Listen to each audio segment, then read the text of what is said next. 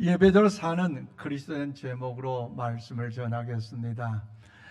오늘 이 아침 우리 모든 인천 신광의 우리 성도 여러분, 현장에 나와서 신령과 진로 예배 드리시는 성도 여러분 한 분 한 분들과 또 몸이 불편하시거나 여러 가지 이유로 인하여 현장에 못 오시지만 영상으로 예배드리는 모든 성도 여러분들에게도 하나님의 크신 은혜와 사랑과 권능과 축복이 날마다 넘쳐날 수 있기를 이 아침 주님의 이름으로 축원을 드립니다. 금번 신년 특별 새벽기도를 인도하는 중에 목사님들과의 만남이 있어서 대화를 나눈 중에 인상적인 이야기를 듣게 됐습니다. 하나님께서 모세를 부르실 때에 거루한 곳이니 내 신을 벗으라면서 하나님께서 모세를 부르셨을 때 그 거루함을 사용하셨는데, 오늘 하나님의 자녀로 부르실 만한 오늘 우리들이 그 거룩함 앞에서 참으로 오히려 거부간 모습으로 우리는 서고 있지 않는지 좀 그 이야기를 들으면서 생각해 볼 기회를 가졌습니다. 거룩함인데 거부감으로.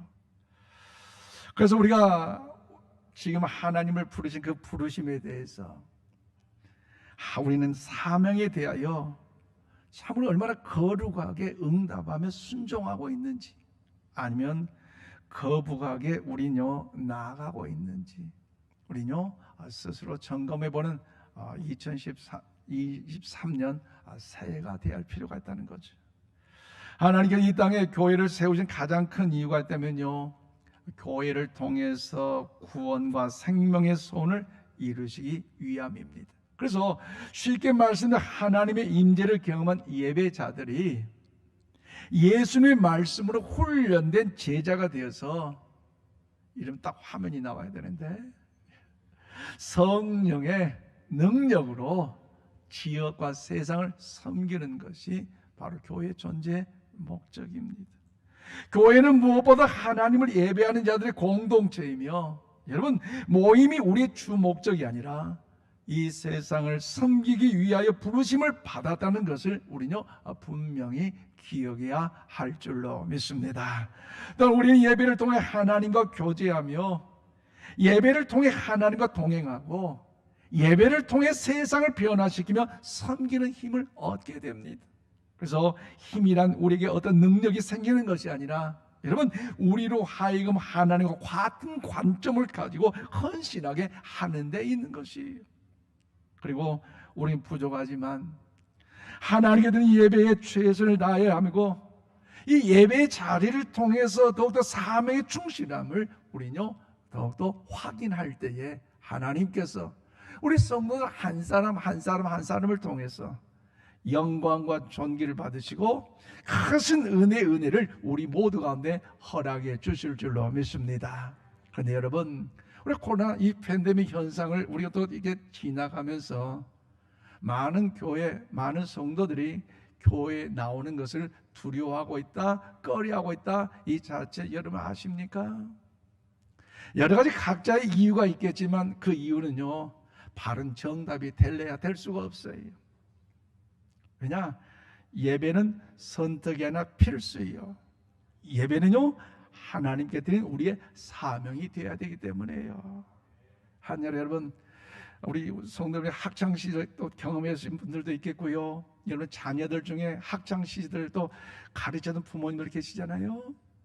스스로 학교 가는 일 365일 중에 방학 빼놓고 그렇게 학교 가는 게 신바람 나고 재밌다 하시는 분들 손 들어보세요. 가기 싫을 때도 있잖아요. 때는 숙제 안 해가지고 가서 선생님한테 매맞으면 어떨까. 때로는 왠지 어떤 기분이 안 좋기 때문에 학교 가기 싫은 날이 있잖아요. 그렇지만 학생은요 어디 가야 돼요? 학교에 가야 정상이에요. 여러분 삶의 지금과 지나오면서 어떠셨어요? 우리 남자 우리 성도님들 직장생활 할 때에 매일매일 그렇게 신바람 나게 퇴근하자마자 집으로 가기를 원한 적 있어요? 그렇게 집 자주 빨리 가고 싶지만요, 왠지 직장에 스트레스 받을 때에, 아침에 출근할 때 그에게 뭔가 잔소리 들었다면요 집에 가는 것도 기쁘지 않아요. 다른 데 가서 밟고 돌고 돌아서 밤늦게 집에 가려고 하잖아요. 집에 가는 것이 좀 싫어져요. 그렇지만 그래도 한 가정의 아버지요, 어머니요, 자녀이기 때문에 그럼에도 불구하고 그 집에 들어갈 때 그 집이 행복한 가정을 이루는 것 아니겠습니까? 저희 아들 태연이가 병장인데요, 3개월 남은 3월 달에 제대예요. 그런데 지난주에 우리 휴가 나와가지고 주일 2부에 때 아내가 턱을 좀 넘어져가지고 다쳐가 대신 이렇게 찬양 인도를 했는데요, 본래 지가 휴가 나올 때가 아닌데 억지로 나왔어요. 왜냐?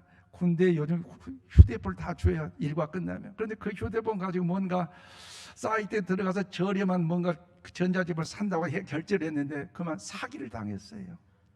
얼마나 기분이 나빠요. 그래서 이 사기를 군대에서 해결할 수 없게 경찰서에 나 신고해야 돼. 억지로 이제 휴가를 당겨가지고 나왔으니 기분이 별로 안 좋잖아요. 경찰서가 진술을 쓰고 또 그러면 휴가를 보냈는데 어제 복귀 날이에요. 금요일 저녁에 우리 예배 드리고 나가자 비가 인천은 많이 왔지만 서울은요 눈이 많이 왔잖아요. 그러니까 어제 복귀하면서 하는 말이 뭐냐? 엄마, 아빠, 나 군대 가기 싫어. 왜요? 기분이 안 좋아. 말년임에도 불구하고 군대에 가서 그 사기를 당한 그 마음이, 억울한 마음이 있다 보니까요, 눈이 많이 왔으니까 차 가다가 좀 멈춰버려 좋겠다. 그래서 제가 뭐라 할게요? 아들, 다음에 또 휴가 나오면 아빠가 잘 놀아줄게, 맛있는 밥 사줄게, 힘내. 그렇게 보냈더니 카톡이 와서 아빠, 나 군대에 들어왔다. 군인이 군대 들어가지 않으면 이 나라, 이 민족 누가 지키겠어요? 그렇잖아요. 그럴 때 우리가 하나님께 예배를 드리는 것은요, 우리가 하나님의 자녀이기 때문에 어렵고 힘들어도요, 답답하고 괴로워도요, 하나님의 그런 교회를 통해 우리 나아가야 돼요. 그리고 그 예배를 통해서 그걸 확인하고요, 점점 더 하나님의 뜻을 알아가고 있기 때문 아니겠습니까? 그럼 오늘 보면 5절 말씀, 우리 귀한 말씀 하시는데 함께 받들어 읽겠습니다. 시작. 이르시되 나의 성도들을 내 앞에 모으라. 그들은 제사로 나와 언약한 이들이니라 하시도다. 아멘. 그렇습니다. 오늘 시편 50편 말씀은요, 다윗과 솔로몬의 시대에 성가들을 지휘하던 아삽이라는 사람이 지은 시로서 오늘 본문은요, 여러분, 하나님이 받은 참된 제사란 짐승의 피로 드린 형식적인 제사가 아니라 하나님 앞에서의 의롭고 거룩한 삶과 하나님께 우리에게 베풀어진 그 많은 그 은혜들을 통하여서 진정으로 감사한 마음으로 드리는 것이 참된 예배요, 그 은혜를 통하여 오늘 본문은 우리에게 말씀하고 있습니다. 그렇다면 사랑하는 여러분, 하나님께 왜 그토록 형식적인 예배가 아니라 우리의 전인격적인 그 삶, 거룩한 삶을 통하여서 하나님께 예배를 드려야 될까요? 그리고 우리가 하나님이 기뻐 받으신 예배자로 사는 복음의 사람이 되기 위해서는 과연 우리가 어떤 예배자로서 삶을 살아야 할까요? 오늘 보면 그 진리를 깨닫고 우리 모두가 금년 2023년 복음의 사람, 예배자로 살게 하옵소서. 이 주제 아래서 예배 성공자 우리 모두가 다 될 수 있기를 원합니다. 저는 오늘 5절 상반절 말씀 보니까 성도는 예배자로서 분명한 정체성이 있어야 하는 것입니다. 그래요, 하나님의 자녀 우리는요, 예배를 받으신 분은요 사람이 아니잖아요. 목사가 예배를 받으시고 장로님이 예배를 받으시고 권사님이 예배를 받으신 거 아니라 오직 예배를 받으실 분은 누구예요? 살아계신 하나님, 하나님이 예배를 받으시기 때문에 우리는요 예배자로서 분명한 정체성을 가지고 있어야 돼요. 오늘 5절 말씀 보십시오. 이르시되 나의 성도들 내 앞에 모으라. 그들은 제사로 나와 언약한 이들이니라 하시도다. 그래요, 오늘 5절 상반절에 뭐라고 해요? 이르시되 나의 성도들 내 앞에 모으라고 말씀하고 있어요. 아무나 하나님의 백성이 아닙니다. 하나님께서 불러주셨을 때 그 하나님과 언약을 맺은 사람, 하나님께 나오는 성도, 그 성도야말로 하나님의 자녀, 하나님의 백성인 줄로 믿습니다. 여러분이 잘 알고 있으시 우리 인간은요 죄로 말미암아 완화가여서 하나님과의 관계가 단절됐잖아요. 하나님과의 단절 속에 그 타락한 죄인으로서 감히 하나님과 화평할 수 있는 그런 삶을 우리 살아갈 수 없잖아요. 그것도 여러분 어려움 중에 있었지만, 그러나 제사를 통해서 하나님은요 그 화평의 길을 열어주셨어요. 그것도 양과 짐승의 희생의 피를 통하여 사람들의 죄를 용서하시고 하나님의 은총을 우리 가운데 허락해 주셨습니다.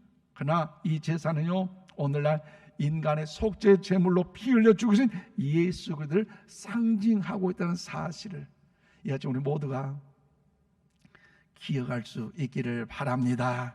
이 속죄를 위해 제사는요 이미 2000년 전 저와 여러분을 위한 예수님의 십자가 위에서 여러분 더욱더 드려졌습니다. 또한 예수 그리스도께서 자신의 속죄 제사를 통해서 인간의 모든 죄를요 여러분 용서의 길을 성취하셨다는 사실을 우리는 알아야 돼요. 그래서 히브리서 9장 12절에 말씀하시는데요 우리 함께 받들어 읽겠습니다. 시작. 염소와 송아지 피로 하지 아니하고 오직 자기의 피로 영원한 속죄를 이루사 단번에 성소에 들어가셨느니라. 아멘. 그렇습니다. 하나님의 백성인 우리는 나를 위해 뛰시는 예수 그리스도의 십자가의 그 은혜에 그 보혈의 피가 있기에 그 주님을 나의 구원자로 하나님을 나의 아버지로 믿는 그 믿음 그 자체를 통하여 죄 사함을 받았다는 사실을 여러분 믿으시기를 바랍니다. 그래서 우리는 더 이상의 제사를 드리는 것이 아니라 예수님께서 이루어 놓으신 그 제사 사건이 나를 위한 사건을 받아들일 때에 그렇잖아요. 이 땅에 단 한 사람만 남아야도 있을 때에 그럼에도 하나님 나를 사랑하는 독생자 그 한 분을 이 땅에 보내주셔서 저와 여러분을 살려주셔서 십자가 위에서 죽게 하셨던 그 사랑을 내가 믿어질 때에 그 사랑을 고백하고 감격 가운데 거할 때에 우리는 하나님으로 주신 그 은혜를 통하여서 마음껏 감사하고 있고요 예배를 통해서 하나님의 보좌 앞에 더욱더 나아갈 수 있는 하나님의 그런 은혜가 있는 것 아니겠습니까? 또 감사로 충만한 예배를요 하나님께 올려드릴 수가 있어요. 주님의 그 십자가 그 사랑이 있는데 어찌 그 은혜가 우리한테 충만하지 않겠습니까? 나는 반드시 죄의 값으로 인해 사망의 음침한 골짜기에 지옥 백성이 되어야 되는데 예수님의 보혈의 피값으로 나를 구원받게 하셨다, 살려주셨다, 천국 백성 되게 하셨다. 이 자체만으로도 예배 가운데 기도와 찬송과 여러 감동과 감격이 왜 흘러넘치지 않겠습니까? 그러면 사랑 여러분, 오늘 우리들이 드린 예배는요 속죄를 위한 제사가 아니라 속죄와 은총에 대한 감사의 섬김의 예배입니다. 그런데 로마 가톨릭에서는요 아직도 이 제사가 완료되지 않았다고 보기 때문에 지금도 사제나 신부들이 이제 피를 하나님께 드리는 그 의식으로 포도주를 높이 들고 그리고 그를 통하여서 나누는 그 침례함을 통하여 이렇게 죄사함을 받는다 하는 의식이 있어요. 그래서 가톨릭에서는 예배를 하지 않고 뭘 합니까? 미사라 하는데 미사의 의미의 뜻은요 희생 제사라는 것입니다. 그렇지만 여러분 우린 예수를 흘리신 피의 제사로 하나님의 거룩한 백성들이 된 성도임을 믿으시기를 바랍니다. 그 어떤 사람이 나를 향하여 조롱하고 비판하고 우리 연약한 모습을 통해 아무리 우리를 책망한다 할지라도요 오늘 우리는요 예수 그리스도의 보혈의 피값으로 하나님의 그런 자녀가 되기 때문에 당당하게 믿음 안에서 승리의 삶을 살아갈 수 있기를 바랍니다. 그렇기 때문에 오늘 본문 말씀에서요 하나님을 하나님께 속한 백성들의 예배와 행위를 감찰하는 하나님으로 여러분 자기 백성을 심판하신 하나님을 묘사하고 있는데요 오늘 본문 4절 말씀을 다 함께 받들어 읽겠습니다. 시작. 하나님이 자기의 백성을 판결하시려고 위 하늘과 아래 땅에 선포하여 그렇습니다. 하나님께 하늘과 땅을 증인으로 세우시고 성도를 향하여 피고인석으로 부르고 계십니다. 그런데 여기서 피고인으로 세우는 사람들은요 하나님과 계약의 관계를 맺고 살아가는 하시딤으로써 거룩한 백성, 거룩한 성도를 말합니다. 이들 철저하게 하나님의 계약을 따라 사는 자들이고, 계약의 내용은요 율법과 하나님의 말씀이에요. 그래서 철저히 거룩한 자로 살아가기 때문에 여러분 그 삶 자체가 하나님의 말씀 안에서 예배자로서 거룩함을 높이고요, 그 예배 자체 그 삶이 거룩하기 때문에 전혀 힘든 것이 하나님의 말씀 안에 승리하는 영광의 그런 자녀로서의 하나님의 거룩함을 높일 수가 있다는 것이죠. 쉽게 말씀드리면 그들이 하나님의 백성이 분명한 정체성, 어떤 정체성? 예배자로서의 정체성이 저들에게 있는 것입니다. 그러면서 여러분, 오늘 우리는 이러한 신앙의 유산, 예배자로서의 신앙의 유산이 오늘 저와 여러분 가운데 이어질 수 있기를 주님의 이름으로 축원을 드립니다. 예배자로서의 그 정체성, 즉 그리스도에서 분명한 정체성, 성도로서의 분명한 정체성, 오늘 우리는요 가져야 됩니다. 왜요? 주님 언제 어느 때 임재할지 모르기 때문에, 언제 어느 때 내 생명 끝날지 모르기 때문에 하나님이 가장 기뻐하신 예배자로서의 그 거룩한 그 예배자의 삶을 살아갈 때에, 장차 하나님 앞에 섰을 때에 그 백보자 앞에서 자리다 착하고 충성된 종이라 칭찬받는 이런 은혜들을 우리가 누려야 되지 않겠습니까? 우리 하나님은 오늘 우리에게 그리스도의 분명한 정체성을 가진 예배자로 부르시고 계시기에, 그래야 참된 예배를 살아가는 복음의 사람이 되기를 원하시기에 오늘 이 아침 우리가 말씀하시는데요, 우리 주님의 음성이 오늘 요한복음 4장 23절 24절 이 음성이 우리의 심령 가운데 새겨지고 들려줄 수 있기를 바랍니다. 우리 함께 받들어 읽겠습니다. 시작. 아버지께 참되게 예배하는 자들은 영과 진리로 예배할 때가 오나니 곧 이때라. 아버지께서는 자기에게 이렇게 예배하는 자들을 찾으시니라. 하나님은 영이시니 예배하는 자가 영과 진리로 예배할지니라. 아멘. 그렇습니다. 하나님께 말씀하시는, 하나님께 기뻐 받으실 그 예배는 우리에게 익숙된 형식적인 그런 예배가 아니라 영과 진리로 드려지는 거룩한 그 예배를 하나님은 받으신다고 주님은 말씀하고 계시잖아요. 익숙한 형식에 따라서 드리는 예배가 아니라 영과 진리로 드린 그 예배가 하나님이 더 기쁘게 받으신다는 것. 그래서 사도 바울처럼 부활하신 예수를 만난 그 경험을 통해서 그가 옛사람이 죽어지고 과거의 모든 것들이 다 벗어 던져지고 새로운 사람으로 태어난 신비로운 경험한 그런 대표적인 한 사람 아닙니까? 또한 사도 바울에게 있어서 이 경험은요, 하나님 앞에서의 분명 예배자로서 자기의 정체성을 갖고 있었기 때문에 그는요 온 세상을 통해서 그의 모든 삶 가운데 예수 그리스도의 복음의 진리를 증거하는 선교적 삶을 그는요 살아갈 수가 있었습니다. 이것이 바로 그리스도인의 자기 정체성을 가지고 있을 때에 하나님을 기쁘시게 받은 이 예배의 삶의 모습이 오늘 우리 가운데 나타날 수 있는 단편적인 모습을 사도 바울을 통해 우리는 알 수가 있는 것이에요. 그럼 사랑하는 여러분, 우리는 익숙한 형식적인 예배에서 벗어나 우리의 모든 삶의 영역에 있어서 하나님께서 받으시는 기쁜 그 예배자로서의 그 모습이, 예배에 드린 그 복음의 삶이 저 여러분을 통해 충만하게 나타날 수 있기를 이 아침 주님의 이름으로 축원을 드립니다. 또 나 하나님이 기뻐 받으신 예배자로 사는 그리스도인이 되기 위해서 어떻게 됩니까? 두 번째로 오늘 5절 하반절 말씀 보니까 성도는 예배자로 부르셨다는 언약을 확신해야 합니다. 그래요. 하나님의 자녀 우리는요 하나님께 예배자로서 분명한 정체성을 갖고 있는 것뿐만 아니라 우리를 예배자로 부르셨다는 언약이 있다는 사실요 우리는요 반드시 기억해야 돼요. 그래서 오늘 5절에 뭐라고 하십니까? 이르시되 나의 성도들 내 앞에 모으라. 그들은 제사로 나와 언약한 이들이니라 하시도다. 그래요.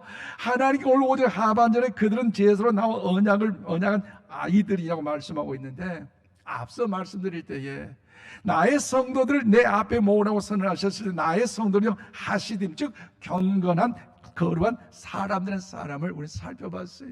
그런데 이어진 말씀 보면 성도는요 제사로 언약을 맺은 자라고 말씀하셨는데, 쉽게 말씀드리면 하나님은 제사로 언약을 맺은 성도들을 하나님 앞에 모이도록 명령하고 계신다는 것입니다. 그러므로 사랑하는 여러분, 여러분에게 질문을 드리겠습니다. 하나님께서 성도를 이렇게 모이라고 명령하신 그 이유 무엇일까요? 전지전능하신 그 하나님이시잖아요. 능력의 권능의 그 하나님이시잖아요. 모든 걸 다 소유하고 모든 걸 가는 그 하나님께서 뭐가 아쉽다고 연약한 성도들 우리들을 부르고 계실까요? 그 이유 무엇입니까? 그래서 하나님과 제사를 언약한 백성들이 형식적인 제사를 드린 그 제사에 대해서 교훈하고 권면하기 위함이었어요. 즉 제사로 언약을 맺은 이들이 하나님으로 판단을 당하는 대상으로 부름을 받고 있게 하기 위해서라는 것이지요. 그래서 여기서 사용된 언약이라는 말은요, 창세기 15장에서 하나님께서 아브라함과 언약을 맺으실 때에 그 의미를 찾을 수가 있습니다. 하나님께서 아브라함과 이제 언약을 맺으실 때에 그 제물을 둘로 잘라내시고 그 사이에 타오른 불꽃이 이제 나타나는 그 모습을 통해서, 지나가면 그 모습을 통해서 너와 나의 언약을 맺는 그 말씀을 통하여 우리는요 의미를 찾아볼 수가 있습니다. 이 언약이라는 이 의식은요, 약속을 지키지 않는 사람은요 쪼개진 짐승처럼 철저한 죽음으로 최후를 맞이하게 될 점을 이야기하기 때문에 이 언약이라는 것은요 반드시 우리가 지켜도 되고 안 지켜도 되는 것이 아니라 우리는요 꼭 지켜야 된다는 것. 힘들어도 어려워도 답답해도 괴로워도 하나님과의 언약의 그 약속의 말씀을 지킬 때에 하나님께서 하나님의 사랑된 우리 모두에게 은혜와 평강과 능력과 권세와 은총을 베풀어 주실 줄로 믿습니다. 그렇기 때문에 하나님께 이 언약을 맺으시면서 아브라함이 요구한 것은요 제사 즉 예배입니다. 그리고 후손들의 기업을 약속하셨는데 이 언약을 이루신 일에 대하여 구체적으로 성경을 말씀하는데요, 구약 성경 시편 105편 8절에서 10절 말씀을 우리 다 함께 받들어 읽겠습니다. 시작. 그는 그의 언약 곧 천대에 걸쳐 명령하신 말씀을 영원히 기억하셨으니 이것은 아브라함과 맺은 언약이고 이삭에게 하신 맹세이며 야곱에게 세우신 율례 곧 이스라엘에게 하신 영원한 언약이라. 아멘. 그렇습니다. 여러분, 이삭에게 하신 맹세이고 야곱에게 하신 맹세는 어디서부터 시작돼서 아브라함에부터 하나님과 언약한 그 약속의 그 언약이 이루어지고 진행되고 있는 거 아닙니까? 그러면 하나님이 아브라함과 맺은 제사 언약은요 또 모세를 통하여 더욱더 구체화시켰어요. 한여로 모세는 시내에서 여러 가지 종류의 제사와 더불어 여러 가지 계시를 받으면서 그 모든 이스라엘 백성들에게 선포하였고, 그 약속의 말씀을 또 선포할 때 그 약속의 말씀을 의지하여 그 모두가 다 하나님 앞에 언약을 받은 백성으로서 존귀하게 그 모든 일들을 진행한 사실들을 우리 말씀을 통해 알 수 있는 것 아니겠습니까? 그렇기 때문에 이스라엘 백성은 이제 그의 합당한 모습, 마음과 성품과 뜻과 또 힘을 다하여서 더욱더 제사하는 삶이 되어야 한다는 것입니다. 이런 일련의 사건을 통해서 하나님과 언약한 자라는 이 말씀은요 이스라엘 백성의 그 뿌리와 역사 그리고 그들의 분명한 정체성을 밝혀주는 편이라는 사실을 우리는요 알 수가 있는 것이에요. 그뿐만 아니라 이스라엘 백성 하나님 앞에 어떤 자세와 어떤 태도를 취해야 할지에 대하여 함축적으로 전달해주고 있는 거 아니겠습니까?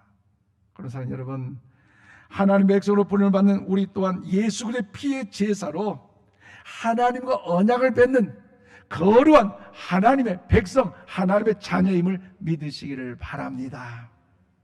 구약의 언약이 동물을 통해서 맺은 언약이었다면 신약의 성도들은요 예수 그리스도의 피로 얻는 맺은 하나님의 존귀한 보배로운 하나님의 사람입니다.